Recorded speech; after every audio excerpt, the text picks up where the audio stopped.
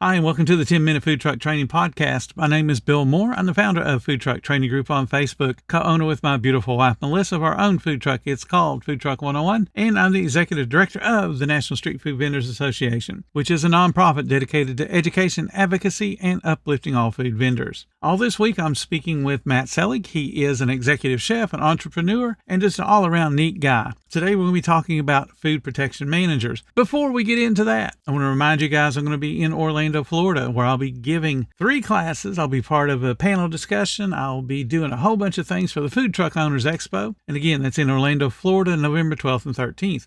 If you guys don't have your tickets, now's the time to buy them. Go to ftoexpo.com, put in your order for those tickets today. And when you do, use the code FTTG15 for a 15% discount. So let's just go ahead and pick up where we left off yesterday. Again, I'm speaking with Matt Selig. Apathy's grown in this country. That's a problem. It has. It's to the point now where everybody knows what apathy means. So when You just started a food protection manager certification program. You and I have talked about partnering with the National Street Food Vendors Association. So let's talk about your program, what it means, because a lot of people don't even understand what that is. They know it by the generic term, but we're not going to talk about the generic term. I'm going to throw it out one time. Okay, one time. And then after that, I'm just going to talk about how it's that other company. The World Food Safety Organization is a company that I represent.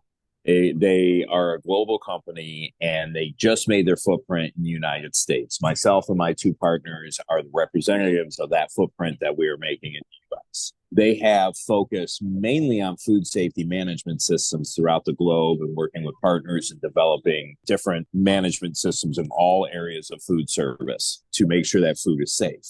My partners and I joined up with them, and we developed a food protection manager exam. A lot of people know that exam as ServSafe. ServSafe is like the word Kleenex. It is a brand name, but a Kleenex is still a tissue. ServSafe is still food protection manager. We have a fully accredited ANAB accreditation, which is the exact same level as ServSafe. We take a different approach from ServSafe. We take a different approach in our education. We take a different approach from the test standpoint as well. We created the test with the idea of these are people that are leaders in the industry and need to lead other people. So we have questions like, hey, the end of the month, and you have exactly the same amount of hand soap you did at the beginning of the month, and you know you didn't order any. What do you need to do as a food protection leader and food protection manager? Well, I need to train my people on washing their hands, right? Like it takes that angle. As a manager, teaching, leading a team, and coaching. You know, one of the things that I remember when we first developed the blueprint of the exam is that modeling was so important everywhere we went. Doing right so that your people see you. I'm not a big, don't do as I do, do as I say.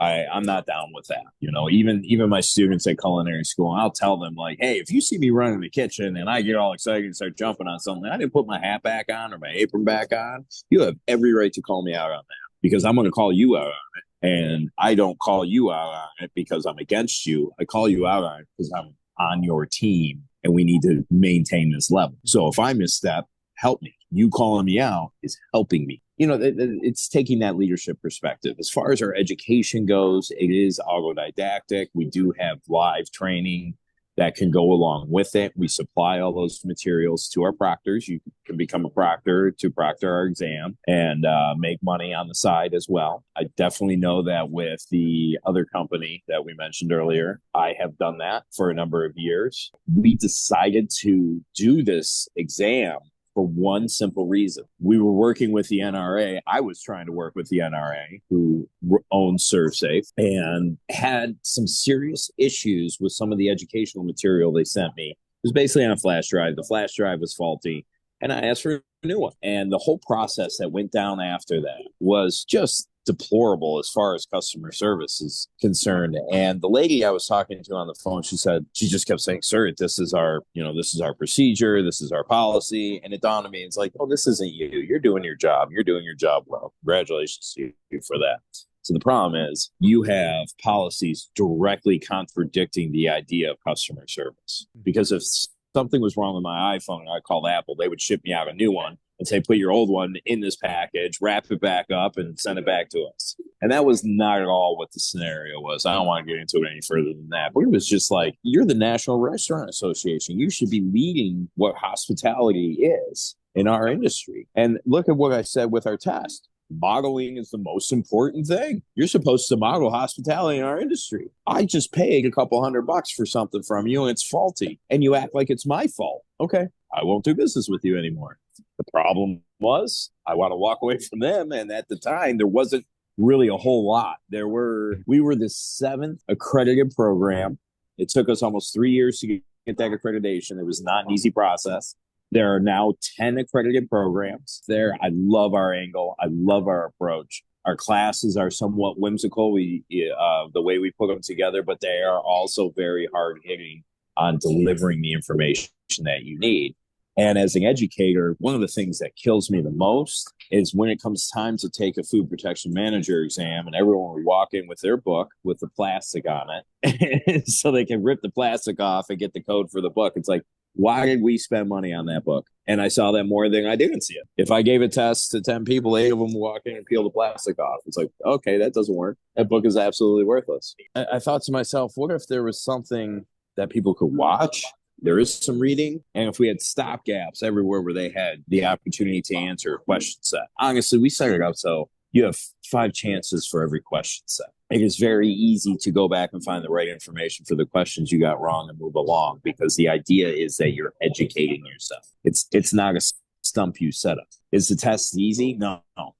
In fact, I might even venture it might be a touch harder than the other tests. And I've heard from some people that it's easier. Again, it's just understanding the approach, and it comes from a leadership perspective. I think one of the things with any food protection manager exam is that you'll see 2 answers that look like they could be right. And the number one thing I like to tell people is, you're right. There might actually be 2 answers that are right in a certain situation, but one of them's right in every situation. That's your more right answer. Mm-hmm. Once I was able to start to deduce that for myself, I always did better on those tests. Test taking's always been kind of like one of my superhuman powers when you put me in front of a multiple guess type of test. But that helps. That helps understanding that approach, that there might be 2 answers that are right, but one's right all the time. And that's always the more right answer. Right. I always want to find the more right answer. And if you've taken my competitor's test, you know exactly what I'm talking about. You've definitely seen questions like that. Yeah. And, putting in a tough detractor doesn't make for a bad question. It actually makes for a good question, because it's not supposed to be easy. Not everybody's supposed to pass it. When they wrote the test, and I say they because I was not involved with writing the test, I created all the education. My partners wrote the test. We created one blueprint that we both work off of. They made the test from that blueprint. I made the education from that blueprint. And that's how that works. And the blueprint's it's all out there, wide open. You can see exactly how we went at it. It's a great alternative. And frankly, if you want to save a buck, right now on the National Street Food Vendors Association website, we have a link directly to our website so that everyone that is a member can save money. And it's a package that includes the education and a live remote proctoring exam. So a live remote proctoring works like this. You set up a time and a day, and you want to go into a room that doesn't have a lot of stuff on the walls or books or whatnot, because they're going to proctor you through the computer so you can take the exam. That is offered by our competitors, but not at the price that we're offering it to the National Street Food Vendors Association. I like street food vendors. I like food truck vendors because I feel like we're kind of cut from the same cloth. It's put your nose down and do it. Put your money where your mouth is. And 100%. That's one of the great things about being in a capitalistic society is we have that opportunity. If you want to take it, you have that opportunity. We've taken it, my partners and I take it as far as my food service goes. I find that the people that own food trucks seem to have that same mentality. Like these are the people that don't put on boxing gloves to fight. They put on brass knuckles. I like you. Yep. You're here to win. Yeah, you're here to win. Exactly right. Yeah. I'm really excited to see where this relationship goes. And I'm ready and willing to pour whatever into it to make it blossom. Well, that's awesome. I'm excited too, because I like your mentality behind the test.